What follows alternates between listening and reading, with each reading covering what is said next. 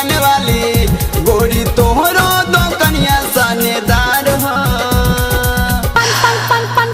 तू ह पान वाली आगे दुकान वाली, तू ह पान वाली आगे दुकान वाली। हम है पान वाली आगे दुकान वाली, हम है पान वाली आगे दुकान वाली। एमे जरदा मिलल मजेदार हो।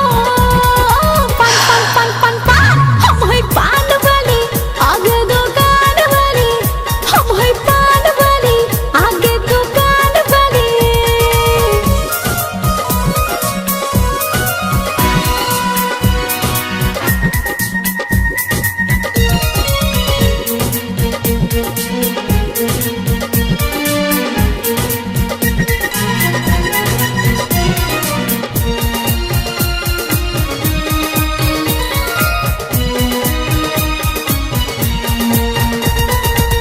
काला पीला तुलसी के मिश्रण कराई दा, कथी और चूना के मिलन कराई दा।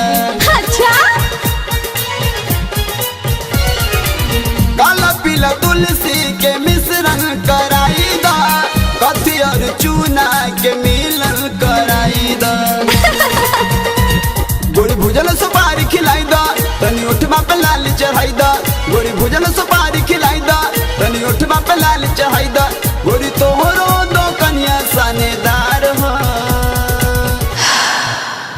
तू ह पान वाली आगे दुकान वाली, हम है पान वाली आगे दुकान वाली।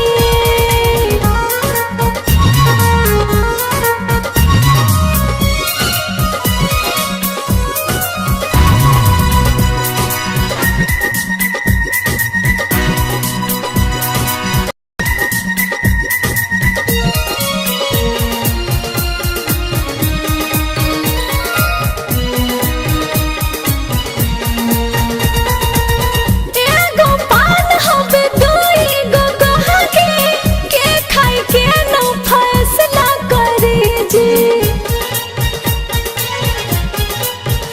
हाँ, एगो पान हवे दुई गो गहके, के खाई के न फैसला करे जी। जे खाए हाथ बढ़ाए ना खाए से पछताए, जे खाए हाथ बढ़ाए ना खाए से पछताए। एमे जरदा मिलल मजेदार हो। पान पान पान पान, तू ह पान वाली आगे दुकान वाली। हम है पान वाली आगे दुकान वाली।